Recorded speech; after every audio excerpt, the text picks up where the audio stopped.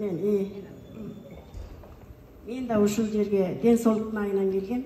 Мени дагы мурда эле чакырып келбей койчу деп.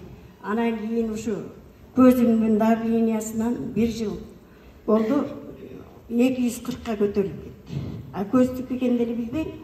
Анан аябай бир күн эле жакшы болом, кайта экинчи күнү скорый иши кылып больницада жаттым. Арды деле кармап атты, алар деле капельница берди, не кылса эле болбой эле.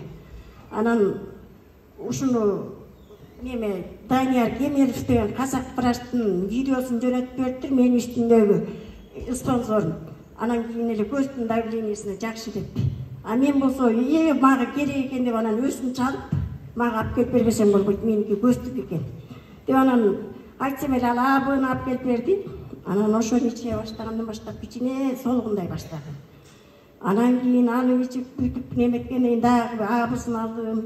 Анан баары толугадан кеткен жок. Анан ушу састары карата менен немеси жакшы дегенден ушуну алганча кыйын дагы чын, андан башка дарыларды да ичип атканда. Анан ошону алып ичкенден бери кичине мына жакшы 3 ай болуп калды, кармабай калды таптакыр. Антесе көздүн давлениясында свет радиго болуп кетет экен да, үй туман болуп кетет экен. Түтүнгө болуп эле.